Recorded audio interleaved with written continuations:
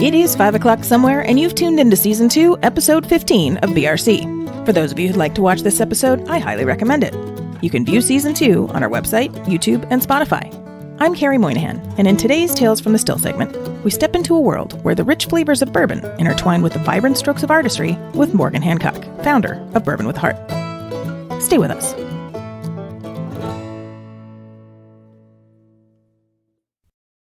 Today's Tales from the Still is brought to you by bwjamesjewelers.com. Show your love for bourbon everywhere you go. Bourbonbarrelrings.com by B.W. James has some of the most unique bourbon barrel wedding bands, rings, and bracelets that you'll ever find. B.W. James has an exclusive offer for our audience. Use promo code BARRELROOM for $30 off your order of $199 or more. Good morning, good evening, good afternoon to whatever time it is you are catching the program today. Today on the show, I have Morgan Hancock, who has a Bourbon with Heart, which we will talk about in a moment. But before we do, we're going to talk to her about her whiskey journey and how from a wee little lass born in Kentucky, she became this wonderful entrepreneur and doing things with Bourbon with Heart. So welcome, Morgan. Hi, thank you. Hi. So my whiskey journey, and you know what? It's hard to say whiskey. When you're in Kentucky, it's just that's a hard habit to get into. So is it okay if I say bourbon? You can say bourbon. Okay, it just comes a lot more naturally. So my bourbon journey started by being born in Kentucky, because everyone that's born in Kentucky is part of the bourbon story. It's part of our culture, our economy. It's just who we are. But then in addition to that, I have for a long time worked in media and advertising. And in Kentucky, your biggest clients are going to be bourbon brands. One of your biggest clients will be bourbon brands. So I became well connected through that. And then my fiance and I have a fire protection company, and we handle the fire protection for most all of the distilleries in Kentucky. And so that was just another layer of networking with the bourbon industry. And I grew up as an only child, so I got bored easily, so I had to kind of be extra creative, and that led me to art. And as I've always been an artsy type and creative type, and one day it just made sense to blend the two of bourbon and art. Fantastic. So tell me more about Bourbon with Heart. How did you start that, and what is the purpose of it, and what is the goal for it, and all that good stuff? So Bourbon with Heart is, we used to say Kentucky's only art bourbon charity, but we've since discovered it's the only one in the world. Oh, wow. So we can now say the world's first and only art bourbon charity. And what that means is we do mainly art exhibits and art initiatives to raise funds. And we raise funds for not just the artist and to bring awareness to the arts of Kentucky and provide platforms and access for artists in Kentucky, but we also raise funds for other local nonprofits. And those aren't necessarily arts related nonprofits. Those are all across the board. So in 2023 alone, it's only August, just turned August, we've raised over $80,000. Oh, wow. And with no sign of that slowing down. And That's we've great. been able to give back to over a dozen other nonprofits and serve pushing over 100 Kentucky artists right now. Wow. We'll talk about our most recent exhibit soon, but from ages 18 to 102, we have a 102-year-old artist in our upcoming exhibit. Wow. And is that 102-year-old artist been an artist for like 90 years, or was this a new? Yes. Once we hit 100, let's try something new. Why not? I mean, I'm all for that, but she's been an artist her whole life. Her name is Hazel, and she was actually a pianist and a painter. And she now has Alzheimer's, but has not forgotten how to paint, how to play music, or how to paint. Oh, that's great. That's fantastic. Yeah. Okay, so tell me how the idea to do this started, and when did you, from the idea sparking and to when you actually started doing this, how long did that take, and what did it take to get this whole thing going? I have to think about how to answer that question because, in a sense, it's taken years to lead up to it, but then in another sense, the second that this particular idea came in my mind, it was fast. So I would say it's taken a long time in terms of building up the contacts and the network and everything I would need to make this successful. Because that's not something you could just do overnight. However, the specific idea that launched Bourbon with Heart really was kind of an overnight thing.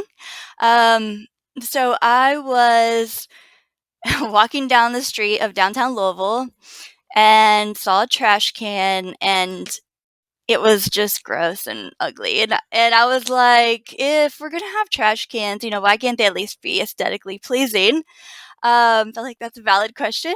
And I thought this should be, some type of art or at least painted, because we have, cities will have different initiatives like this. Like, I think New York has like the painted apples, and I think one place, Cincinnati or someone, has these painted pigs all over. And we actually have painted horses in Kentucky. It's called Gallapalooza. Oh, that's cute. Yeah, they're huge fiberglass horses that are painted. And so I was like, what can we do with this trash can? And then I thought, well, maybe it could just be like a bourbon barrel. They're kind of shaped the same, and that would make sense for our city. And then I just thought, oh, it should be a painted bourbon barrel. And I thought about calling it Barrel Palooza, similar to our painted horses. And so I was like literally walking into this event, and as soon as I sit down, I like Google, have we done any painted bourbon barrels in Kentucky and Louisville? And I was super shocked. I could not find anything of anyone doing it. And I thought, oh, that's crazy. I mean, this is Kentucky, and we're not doing anything. We have a very rich and vibrant arts culture here. People don't really know us for that, but we do. And so I was really shocked that we had never combined, kind of our leading industry of bourbon with our arts culture. And so I'm like, this just has to happen. And it moved incredibly quick from there. I kind of have this unreasonable phobia, like when I get a good idea, that all of a sudden everyone's going to want to do the same idea, even though they haven't done I have it. the same thing. Okay. Right, which is like they haven't done it all this time, but now suddenly I feel like it's a race. And so I was just immediately thinking of venue. Well, backtrack. I found out pretty quickly we can't replace the trash cans for logistical reasons with how they have to empty them. And but I thought, well, we got to do bourbon barrel art. Something. We need painted bourbon barrels here. So I approached. It's called Fraser History Museum. Okay. It's actually the official starting point of the Kentucky Bourbon Trail. Oh, nice. And it's a museum, so it made perfect sense. If we're going to put painted bourbon barrels on display, we can do it here. So at this point, I approached them, and I really had nothing. I mean, I threw together like a middle school PowerPoint presentation. Like, I had nothing to show for this. It was all an idea. And thankfully, they granted me a meeting with the CEO, sat down and told them the idea, and they were like, we love it. Like, let's go. We'll host it here, and we want to like open it in a few months. And I'm like, I don't have a single barrel. I don't have a single artist. I don't have any funds. Like, I don't know where I'm going to pay for this. Right. So like I leave the meeting and I'm so excited because I'm like, we got an exhibit. Like, we're going to do this bourbon barrel art exhibit. And then as soon as I get home, I'm like, oh crap. Like, now I really have to do this.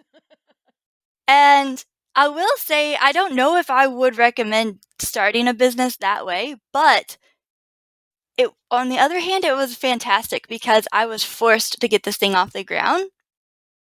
Whereas I could have maybe procrastinated or waited till like more things were in line, or the store, that I had more things prepared, but I couldn't. So I just was forced to get this up and running. And we did it.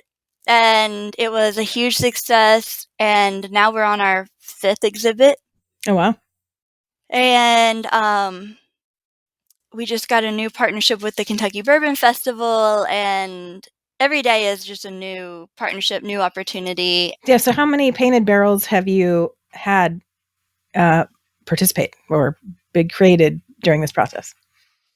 So that was our first exhibit, and that was 20 painted bourbon barrels that were on display. We could have had a lot more. It was just a space issue. So that was Why, barrels 20. aren't very big. They don't take up a lot of space. Oh, so that was another thing. I mentioned that I didn't have any barrels, and I mean, I was familiar with bourbon barrels, but not. I can't say that I had hauled a lot of them physically up to this point, Yeah, even they're though I pretty was heavy. yeah. So and I'm in a time crunch when I first get the approval for this first exhibit. So I literally just go on Facebook Marketplace and found somebody selling 20 bourbon barrels and got them delivered. Did an artist call, got the artist. Well, we pick our artist, and the first one I go to take the bourbon barrel, and I didn't think of this stuff either. Like, they're on the second floor apartment building with no elevator. Oh no. And this barrel, is like 140 pounds, and it's an awkward shape. And so I'm like, oh no, how am I going to get this? I mean, we were creating like pulley systems. We came up with anything and everything to get this done. And so now I feel like I could be in some type of contest or something well, at the Kentucky Bourbon Festival, they do have a barrel hauling contest. Well, And it's go usually play like it, man. these huge, like beefy men. And I'm like, I feel like I could compete at this point. You're like, oh, what? You Um, didn't bring your pulley? You should bring your pulley. yes, I may not have the brawn, but I have the brains to figure out how to get these. Like, I've created all kinds of systems for getting these in and out. I figured out how I can fit two in my little car, two barrels. That's great. Yeah, so we did the 20 for the first exhibit. Now, our other exhibits, they're not all just barrels. So for the second exhibit, for Derby, Derby time is huge here in Kentucky, Of course. obviously. And so for our second exhibit, I had connected with a group. I'm a military veteran. I'd connected with a group of military vets, Cruise Custom. They make all kinds of products out of bourbon barrels. And they had found that woodworking really helped their PTSD, and their preferred wood is bourbon barrel wood. And so I had connected with them, and they wanted to collaborate on something. And so Derby presented a great opportunity. We wanted to think of some creative exhibit we could do that brought them in and incorporated bourbon barrels. And so we made 50 bourbon barrel bow ties. So these were actually Oh, bow how cute. ties made out of bourbon barrels. And so these military veterans, Cruise Customs, carved them out of bourbon barrel, and then they went on to local artists who then hand painted them and decorated them, and that was on display all through Derby. And that raised funds. Each one of these raises funds for other nonprofits, as I had mentioned earlier. And then we did we have something here also called Derby Diversity Week. Oh, And so we partnered with Derby Diversity Week, and we have a big block party downtown called Bourbon, Brims, and Bow Ties. So the hats and the bow cute. ties. And so we got some of our artists on stage for all the musical performances, and they did live painting with the theme of bourbon brims, bow ties. Oh, that's great. Um, yeah. So, and now our most current exhibit is 50 bourbon barrel heads, hand painted by artists over the age 50. Oh, cute. And it's called Seasoned Spirits. And it's the kind of a play on bourbon gets better with age, and so do we. So Oh, we're nice. celebrating the more seasoned artist. We've replaced the word old with seasoned. That's good. That's good. And so this was in what year did you say you started? 20. Last year. Wow. So all of Mhm. this has been in 1 year. That's Yes, fantastic. it's crazy. I feel like we've done more than people would be happy to do in a decade. And like I said, no sign of stopping at all. That's fantastic. $80,000 in your first year, and the And year's not even. yeah, that's this year. Yeah, And then how August. much did you do last year before? It was the last quarter, I guess, of the year. The last quarter of like I think around 30. So that was before we knew how fast we were going to grow. And we weren't as like keeping track of everything, and we go, "Oh crap, we got to get like our bookkeepers, we got to get like this is getting we weren't expecting to grow like that." So Wow, yeah. that's crazy. So have you had all the exhibits at the museum, or have you had them at various different places? Like at the Derby, did you have it actually at Churchill Downs, or? We have them all different places. The Derby it's called the Galt House. It's the official hotel of the Kentucky Derby. It's just an iconic hotel in Louisville, and it's got all kinds of bourbon bars. And if you ever come to Louisville, I mean, it's a big attraction. So we had it there, and it's always sold out for Derby. Well, Derby is like a 2-month thing here. Right, right. Yeah, so it Where starts everybody else, it's a 2-minute thing on TV. right. Well, so they turn a 2-minute race into a 2-month party, No, sort that's of like how great. they do Mardi Gras. We do that for Derby. That's great. But yeah, we have it at so we're actually talking with Kentucky Derby Museum and a few other places. At this point now, everyone wants to host an exhibit because we bring Has a any lot of the of. distilleries said, "Hey, yeah, do it here"? Well, you can do it here where they have their tours and stuff. Yes, the issue with that is we don't want to exclude other distilleries. Right. So far we've wanted to keep it open to all the distilleries to be able to participate. We're totally open to some idea at a distillery, but it just hasn't made sense to exclude all the others at I this don't know. point. Maybe you take it on the trail, and then you do like a couple days at this one, a couple days at this one, and then I don't know. That might be kind of fun. That's a great idea, and because we had thought about doing an exhibit that had a passport similar to the Bourbon Trail, Yeah. and to see all the art pieces, you would have to visit X amount Yeah. of places. And from a business standpoint, because we can have all the good ideas in the world, but they've got to make money somehow. And so, from a business standpoint, that also could be good because each stop would be a sponsor. I mean, you would have to kind of pay to be part of the trail. What is your 5-year plan? Because it sounds like your 1-year plan exploded like way bigger than you anticipated. Yeah, so some of the things we just launched a magazine that will launch on September 1st called Oh Arts wow. and Spirit Magazine, which is currently kind of focused on stories of our artists and things going on in Kentucky, but the way that I've branded it is certainly doesn't limit it to staying in Kentucky. Arts and Spirits magazine to me should be in the airports right upside cigar aficionados and any of the kind of other higher end niche magazines like that. Um, and so that will launch September 1st. And we just released the cover for that. And I'm excited about it. One of our artists from Seasoned Spirits, he, on his barrel head, he did the famous Michelangelo painting with the creation of Adam. So, they got Oh a wow. hand, but they are toasting. Nice. And believe it or not, no one had done that concept before. And I'm like, I'm always like amazed at some of the things that seem so obvious that haven't been done before. And Right. so we're calling it the First Toast. Oh, I And like this is our that. first magazine. And so that his art is the cover of it. I don't know if you'll be able to link anything, but so It's, that's our first magazine so cover. it's going to be a physical magazine. It's not going to be one of It these is online physical. magazines. Oh Oh God, I yeah, love no. that. Everyone's like, "Oh, I'm doing a magazine." You can get it at www. I'm like, no, no, no. I want a magazine. I want to smell it. I want to feel it. I want to see it. So Yes. that's great. Exactly. And that was another area we're working in advertising, helped because I'd been with the magazine for the past 5 years. So kind of having the writers, the designers, everyone in place to get that going, maybe quicker than if you were fully starting from scratch on all that. Yeah. Um, So Arts and Spirits magazine. Hopefully you guys will one day see that around the globe.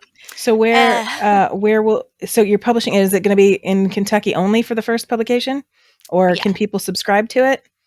Well, the first publication will be in Kentucky only, and we will have an option where you can subscribe.